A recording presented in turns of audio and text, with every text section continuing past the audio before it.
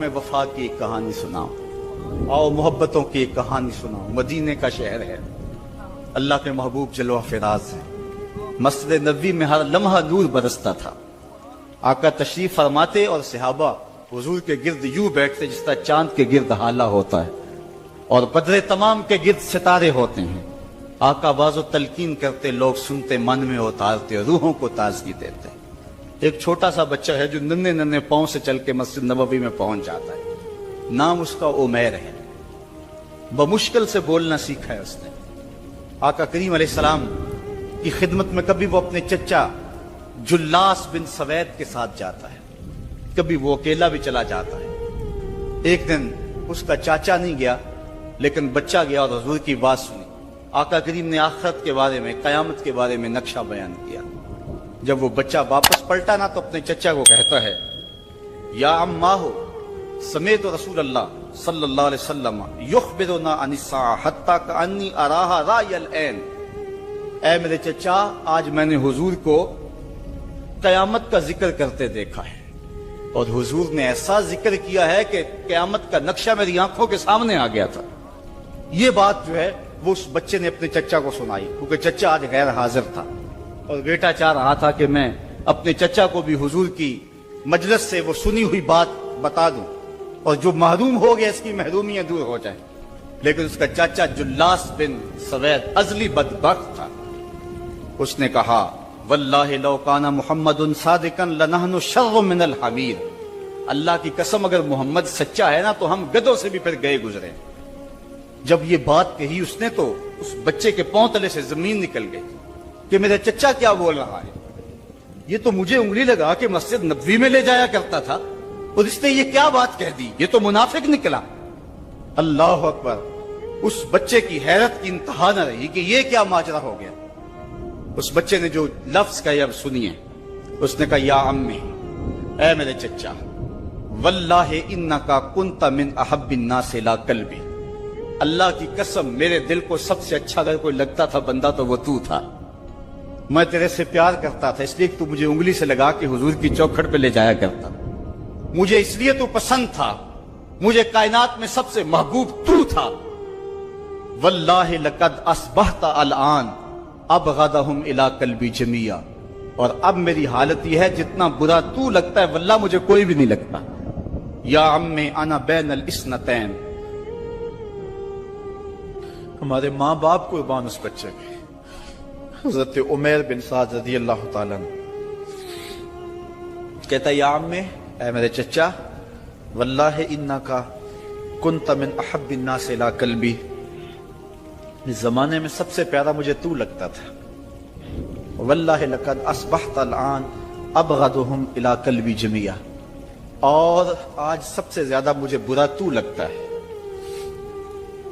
آگے لفظ سنیے بچے کے، یا عمی انا بین الاثنتین۔ چچا جی، اب میں ایسے دو راہے پہ کھڑا ہو گیا ہوں، دو راستے جاتے ہیں۔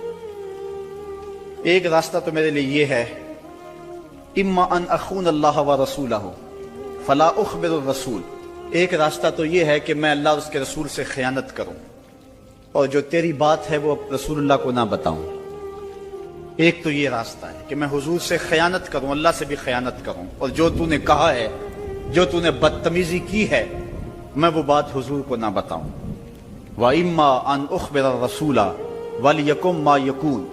اور دوسرا راستہ میرے پاس یہ ہے کہ جو تو نے کہا ہے میں جا کے حضور کو بتاؤں، پھر جو ہو سو ہو۔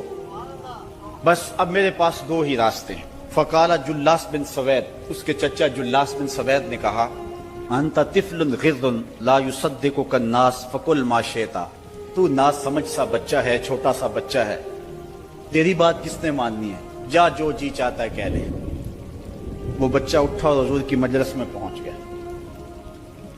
حضور کی چوکھٹ پہ حاضر ہوا، اور وہ بچہ کیا کہتا ہے، صاحبو ان کانوں سے نہیں، ان جملوں کو دل کے کانوں سے سننا ہے، اور اس دعا کے ساتھ اللہ ہماری نسل کو بھی حضور کا ایسا پیار دے، حضور کی محبت میں دے۔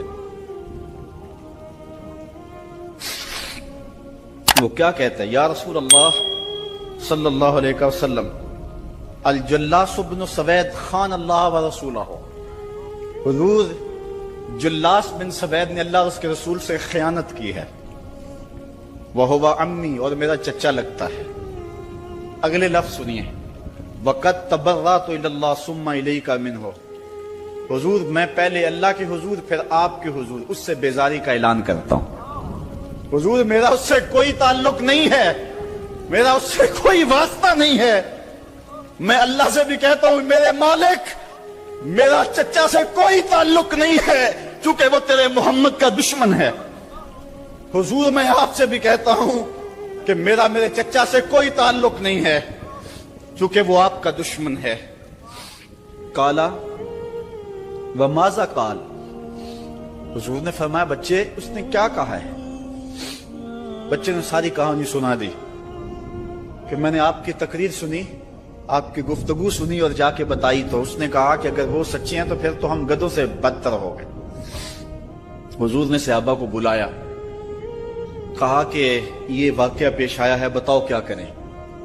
صحابہ نے عرض کی ھذا طفل صغیر لا تصدقه فهو لا یعی ما یقول والجلاس بن سوید یصلی معنا وهو شیخ کبیر وعاقل، حضور یہ بچہ چھوٹا ہے، کم عقل ہے، کم سمجھ ہے، یہ تو اپنی بات بھی نہیں صحیح طرح سمجھ سکتا، جو کہتا ہے تو وہ بھی نہیں جانتا، اور جلاس بن سوید بڑی عمر کا آدمی ہے، ہمارے ساتھ نمازیں پڑھتا ہے اور عاقل شخص، تو آپ اس بچے کی بات کی پرواہ نہ کیجیے اور اس کی خبر کی تصدیق نہ کیجیے۔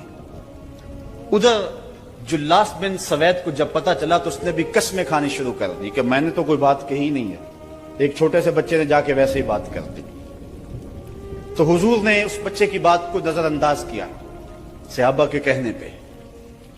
اب اس بچے نے جب دیکھا کہ میری بات حضور نے قبول نہیں کی ہے تو اس نے جھولی پھیلا لی اور آسمان کی طرف دیکھ کر کے کہا اللہم ان کنت صادقا فصدقنی وان کنت کاذبا فکذبنی، اے اللہ اگر میں جھوٹا ہوں تو مجھے جھوٹا کر دے، اور اگر میں سچا ہوں تو میری سچائی کا اعلان کر دے۔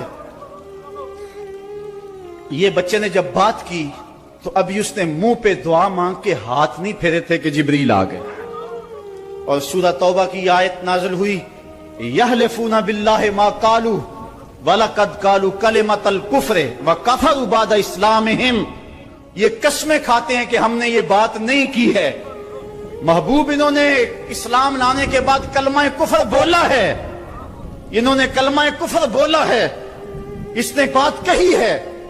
تو اللہ تعالیٰ کے محبوب نے اس بچے کو اپنے پاس بلایا، کہا مرحبا بالذی صدقہ ربہ من فوق سبع سماوات، خوش آمدید وہ بچے جس کی 7 آسمانوں سے اوپر رب نے بھی گواہی دی ہے، جس کی رب نے بھی گواہی دی ہے۔ پھر حضور نے اس بچے کے کان کو پکڑا اور فرمایا وَفَتْ أُذُنُكَ يَا غُلَامُ وَصَدَّقَكَ رَبُّكَ، بچے تیرے کان نے ٹھیک ہی سنا تھا، اور تو وہ ہے جس کی گواہی اور جس کی تصدیق میرے رب نے فرمائی۔ اللہ اکبر۔ حضرت عمر رضی اللہ تعالیٰ عنہ کا دور آیا تو انہوں نے حضرت عمیر بن سعد انصاری رضی اللہ تعالیٰ عنہ کو حمص کا گورنر بنا دیا، اور پھر جب وہ فوت ہوئے تو حضرت عمر روئے، فرماتے کاش کہ میرے پاس عمیر جیسا کوئی دوسرا آدمی ہوتا اور میں مسلمانوں کی محافظت کے لیے اسے مقرر کرتا۔ اللہ اکبر۔ تو حضور علیہ الصلوۃ والسلام کی محبت اور حضور کے ساتھ وفا کا یہ رشتہ اور یہ تعلق اور یہ گہرا ربط اللہ تعالیٰ کی محبت کا بندے کو مستحق کرتا ہے۔ اللہ نے بھری بزم کے اندر اس بچے کو عمیر بن سعد رضی اللہ تعالیٰ عنہ کو جھوٹا نہیں ہونے دیا۔ تو اقبال کہتا ہے کی محمد سے وفا تو نے تو ہم تیرے ہیں، یہ جہاں چیز ہے کیا لوح و قلم تیرے ہیں۔ کسی امیر شخص کا نام ہے کیا بدن کے اوپر پیوند لگے لباس پہننے والے وہ فاقہ مست کیا امراء کی فہرست میں آتے تھے؟ ہمیں تو وہ کہانی بھی اسلام کی غربت کی یاد آتی ہے کہ جب احد کے اندر 70 شہیدوں کے لاشیں پڑے ہوئے ہیں تو حضرت صفیہ حضور کی پھپھی اپنے بھائی حمزہ کے لیے 2 چادریں لے کر کے کفن کی آتی ہے، تو حضور علیہ السلام نے فرمایا کہ جس قبر میں حمزہ کو دفن کیا جائے اسی قبر میں مصعب بن عمیر کو بھی کفن دیا جائے اور دفن کیا جائے۔ اور کہا میرے چچا کے لیے اس کی جو بہن میری پھپھو جو 2 چادریں لے آئی ہے، کہا ایک چادر ہم مصعب بن عمیر کو دیں گے۔ یہ مصعب بن عمیر کون ہے؟ تاریخ پڑھو، کتنی دل آویز تاریخ ہے۔ مکے میں ایک امیر ترین خاتون ہے جس کے بیٹے کا نام مصعب ہے، اور وہ اپنے بیٹے کو اتنا خوبصورت لباس پہناتی ہے اور اتنے خوبصورت خوشبو اور عطر اس کو لگاتی ہے کہ مصعب بن عمیر جن گلیوں سے گزرتے تھے دیر تک وہ گلیاں مہکتی رہتی تھی۔ لوگ کہتے تھے یہاں سے مصعب گزر کے گیا ہوگا اس لیے یہ گلیاں مہک رہی ہیں۔ اچھا پھر مصعب پہ نظر پڑتی ہے میرے محمد عربی کی، اور مصعب بن عمیر حضور کی زلفوں کا اسیر ہو جاتا ہے۔ ماں کافرہ ہے، جب پتہ چلتا ہے تو اس کا لباس بھی چھین لیتی ہے، سہولتیں اور آسودگیاں بھی واپس لے لیتی ہے۔ پھر وہ وقت بھی آیا کہ مصعب بن عمیر حبشہ کی جانب ہجرت کر جاتے ہیں۔ مکے کے حالات کچھ تھوڑے سے خوشگوار نظر آئے تو وہ حبشہ سے واپس مکے جب پلٹے تو ان کے بدن پہ جو چادر تھی وہ جگہ جگہ سے پٹی ہوئی تھی۔ میرے آقا کریم علیہ السلام نے دیکھا تو حضور کی آنکھوں میں آنسو ٹپکنے لگے۔ کہا یہ وہی مصعب ہے جو اتنا خوش پوش نوجوان تھا کہ میں نے پورے مکے میں اس سے خوبصورت لباس پہننے والا کوئی دوسرا شخص نہیں دیکھا، اور آج میرے مصعب کو پہننے کے لیے جو چادر میسر ہے وہ بھی جگہ جگہ سے پٹی ہوئی ہے۔ یہ اسلام کی غربت کی کہانی ہے، اور آج احد میں یہی مصعب بن عمیر شہید ہو جاتے ہیں اور ان کے لیے کفن بھی دستیاب نہیں ہے۔ حضور نے کہا جو میرے چچا کے لیے 2 چادریں لائی ہیں ان میں سے ایک کا کفن مصعب کو دے دو نا، اور دوسری چادر سے کفن میرے چچا کو دے دیا جائے۔ اچھا حضرت مصعب کے لیے بڑی چادر رکھ دی گئی، اور حضرت امیر حمزہ کے لیے جو چادر تھی وہ چھوٹی تھی، اگر سر ڈھانپتے تھے تو پاؤں ننگے ہو جاتے، اگر پاؤں ڈھانپتے تھے تو سر ننگا ہو جاتا۔ حضور نے فرمایا میرے چچا کا سر ڈھانپ دو اور پاؤں کے اوپر اذخر نامی گھاس ڈال دو۔ میں یہ اسلام کی غربت کی کہانی تمہیں سنا رہا ہوں، جب میرے رسول کے چچا کے لیے پورے کفن کا ٹکڑا بھی دستیاب نہیں تھا، اسلام اس وقت بھی عزت پا گیا تھا، اسلام اس وقت بھی ذلیل نہیں تھا، اسلام اس وقت بھی سربلند تھا، اور اسلام اس وقت بھی عزتوں کی مسند پہ تھا۔ یہ اسلام کا وہ دور ہے کہ جب حضور مسجد نبوی سے باہر نکلتے ہیں تو آگے حضرت عمر و ابو بکر رضی اللہ تعالی عنہما کھڑے ہیں، چہرے کے اوپر عجیب اداسی ہے۔ کہا عمر ابو بکر اس وقت کیوں کھڑے ہو؟ عرض کی حضور بھوک نے گھر میں ٹکنے نہیں دیا، ہم نے چاہا حضور کا چہرہ دیکھ لیں تو کچھ پیاس بجھ جائے، کچھ بھوک مٹ جائے۔ حضور نے فرمایا میرا حال بھی یہی ہے، جس چیز نے تجھے گھروں سے نکالا ہے وہی چیز مجھے گھر سے نکال لائی ہے۔ چلتے ہوئے حضرت ابو ایوب انصاری کے گھر کے قریب سے گزرے،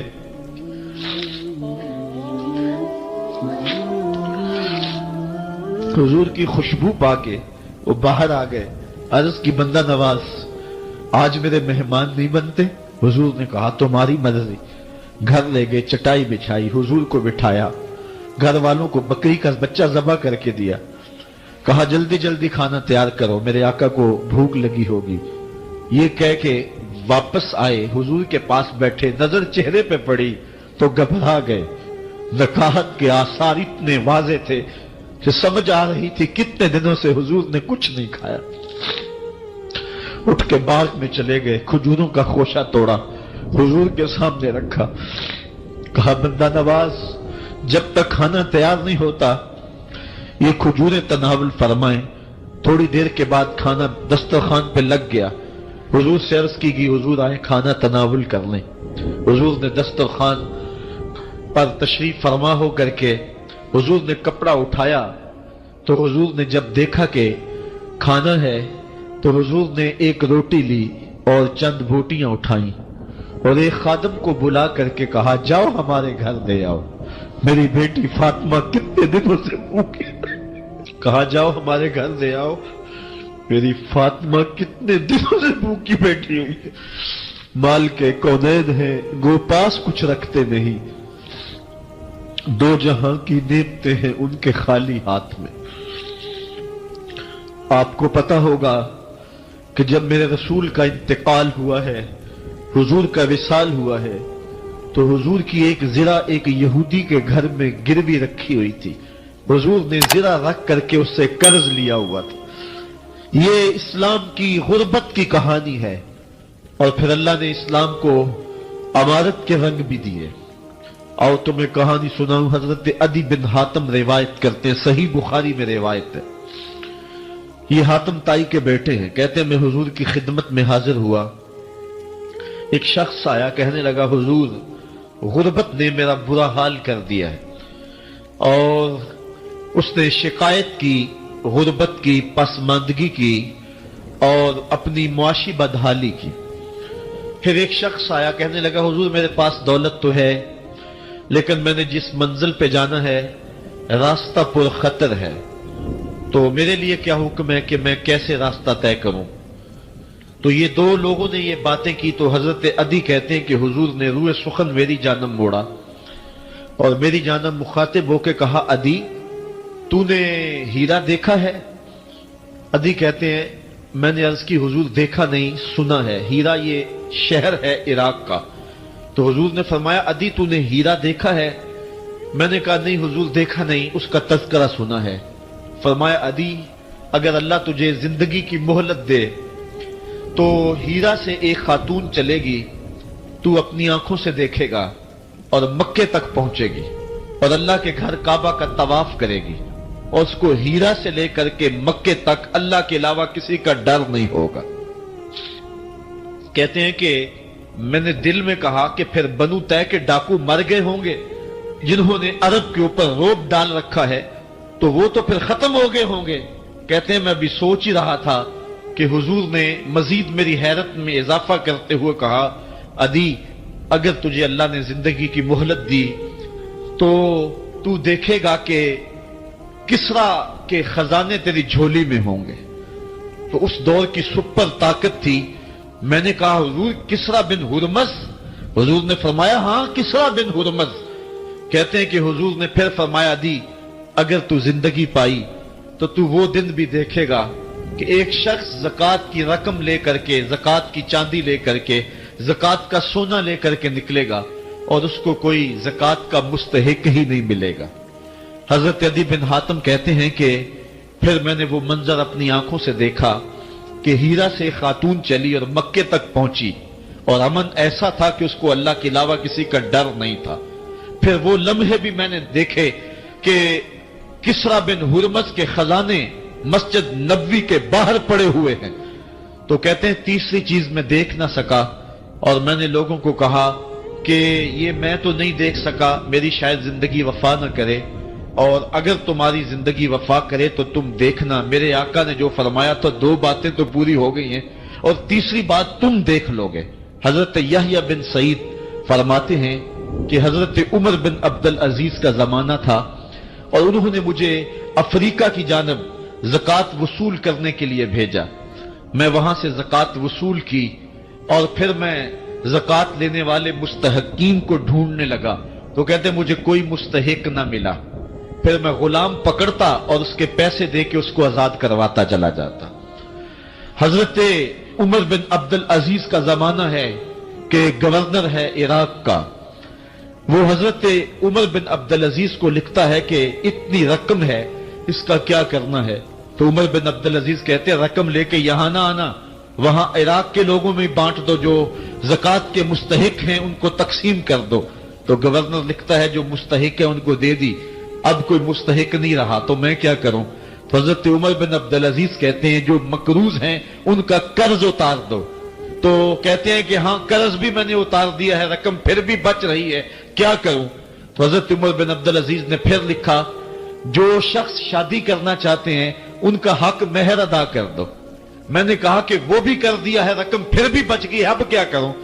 تو حضرت عمر بن عبدالعزیز نے مجھے لکھا کہ جو غیر مسلم ہیں جنہوں نے ٹیکس دیا ہوا ہے، جتنا ٹیکس دیا ہے اس سے دگنے پیسے ان کو قرضے میں دے دو، اور ان کو کہو جاؤ اس کا کاروبار کرو، کھیتی باڑی کرو، اور ساتھ انہیں یہ بھی کہہ دینا قرض کی فکر نہ کرنا اور زیادہ اس میں پریشان نہ ہونا، جب دے سکو گے دے دینا. یہ دور بھی پھر اسلام نے دیکھا اور یہ گھڑیاں بھی دیکھی. جب چیتھڑے پہنے ہوئے تھے جب پیوند لگے لباس پہنے تھے، جب پیٹ میں ڈالنے کے لقمہ بھی نہیں تھا، اللہ کا دین اس وقت بھی غالب تھا۔ اور جب گلیوں کے اندر ریشم بکھرا ہوا ہوتا تھا، کوئی اٹھانے والا نہیں تھا، دین اس وقت بھی غالب تھا۔ دین کا غالب ہونا یا نہ ہونا، اس کا تعلق جو ہے وہ مال و دولت سے نہیں ہے۔ اقبال کہتا ہے کہ زوال بندہ مومن کا بے زری سے نہیں، مومن کا زوال بے زری سے نہیں ہے، بلکہ اس کا سبب کوئی اور ہے۔ وہ سبب ڈھونڈنا ہے کہ ہم دنیا میں رسوا ہو کے کیوں رہ گئے، ہم زمانے کے سامنے تماشا کیوں بن کے رہ گئے، آج نبی کی امت پوری کائنات میں رسوا ہو کے کیوں رہ گئی، آج ہمارا تماشا دیکھا جا رہا ہے، آج بھوکے کتوں کو ہماری بے شمار بہنوں کے اوپر چھوڑا جا رہا ہے اور اس کا تماشا دیکھا جا رہا ہے۔ کیا ہم نے یہ دن بھی دیکھنے تھے؟ ہم نے سراغ لگانا ہے۔ دولت کی قلت اور کثرت یہ ثانوی چیزیں ہیں۔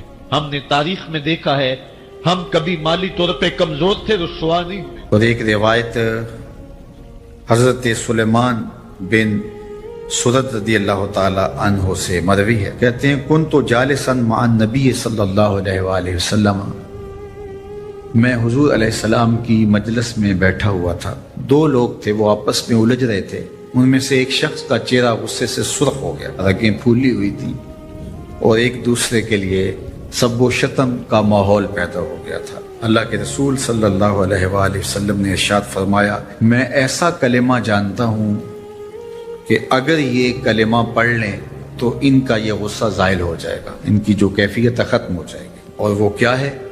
اعوذ باللہ من الشیطان الرجیم۔ یہ پڑھ لیں تو جو ان کے اندر ہے وہ چلا جائے گا۔ تو لوگوں نے اس شخص کو کہا جس کی رگیں پھولی ہوئی تھی اور غصے سے اس کا چہرہ سرخ ہوا جا رہا تھا کہ تعوذ پڑھو، اعوذ باللہ من الشیطان الرجیم پڑھو۔ اور یہ اللہ تعالیٰ نے قرآن مجید میں ارشاد فرمایا ہے کہ جب غصے سے انسان بے قابو ہو جائے تو اس کو چاہیے کہ وہ اپنے غصے سے باہر نکلنے کے لیے تعوذ پڑھے۔ ایک روایت میں ہے اللہ کے محبوب نے ارشاد فرمایا، تم میں سے اگر کوئی شخص غصے میں آئے تو وہ خاموش ہو جائے، تو خاموشی سے غصے کا لیول نیچے آنا شروع ہو جائے گا۔ اور ایک روایت میں ارشاد فرمایا، جب تم میں سے کوئی شخص غصے میں ہو تو وہ کھڑا ہوا ہو تو وہ بیٹھ جائے، اور اگر اس کا غصہ اس سے زائل ہو گیا تو ٹھیک، ورنہ لیٹ جائے۔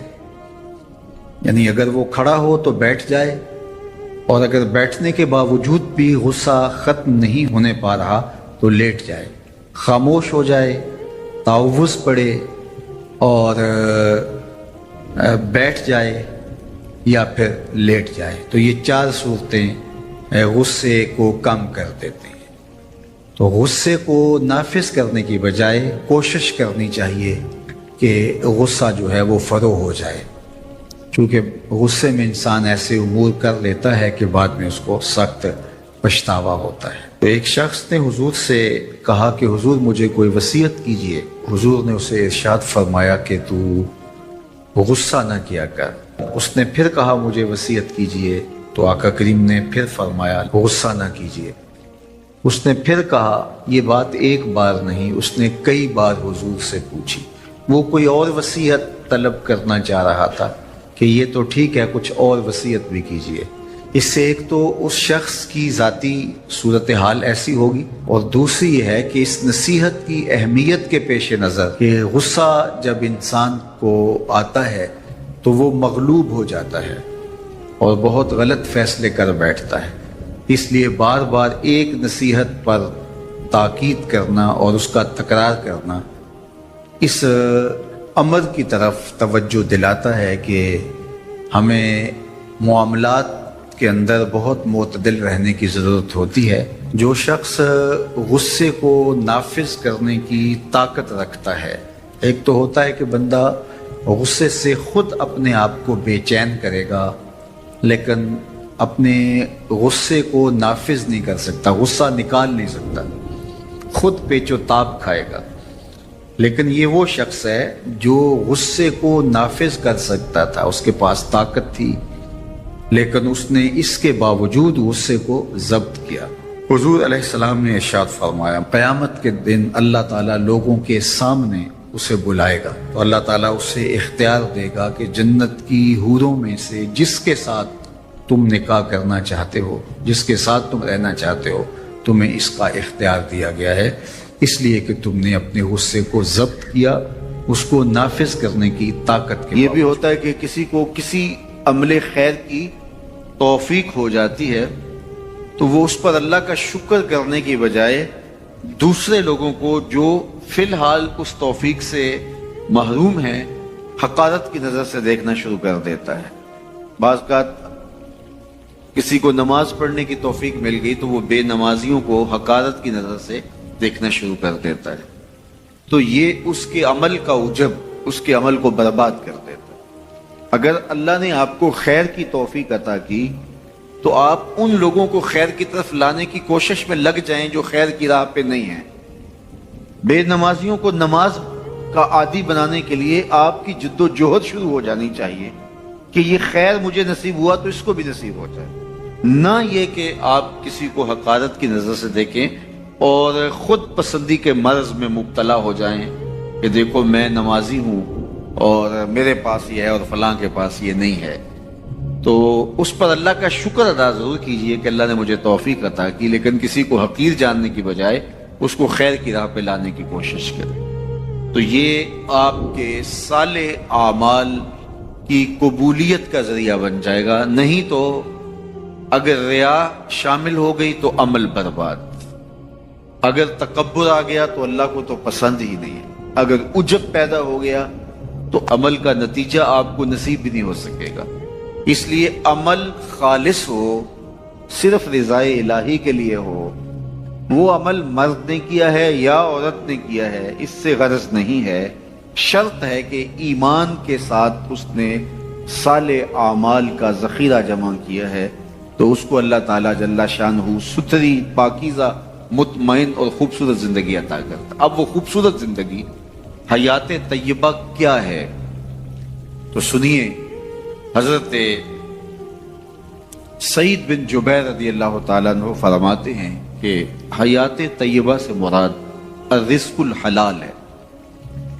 اللہ جل شانہ جس کو پاکیزہ اور ستھری زندگی عطا کرتا ہے اس کو رزق حلال عطا کرتا ہے۔ حلال رزق کا نصیب ہو جانا ایک خوبصورت زندگی کا نصیب ہو جانا ہے، کیونکہ حلال میں طمانیت رکھی گئی ہے۔ ایک شخص جتنا بھی حرام رزق اکٹھا کر لے اس کو اس سے طمانیت باطن، سرور باطن نصیب نہیں ہو سکتا، اس کے اندر اطمینان اور قرار نہیں آ سکتا، کیونکہ حرام میں یہ ہے ہی نہیں۔ تو حلال تھوڑا بھی مل جائے لیکن ہو حلال، وہ باطن کی طمانیت کا سبب ہے، اندر کی روشنی کا ذریعہ ہے، اور ایک سرشار، مطمئن، خوبصورت اور خوشگوار زندگی کی ضمانت ہوتی ہے رزق حلال۔ اللہ ہم سب کو اپنی جناب سے رزق حلال ہی نصیب کرے، اور اگر ہم سچے دل سے یہ عہد کر لیتے ہیں کہ اللہ ساری زندگی تو ہمیں رزق حلال ہی دینا اور ہم بھی ساری زندگی حرام کے ایک لقمے سے بھی اپنے آپ کو محفوظ کریں گے، اللہ آپ کے لیے حلال کے راستے کشادہ کر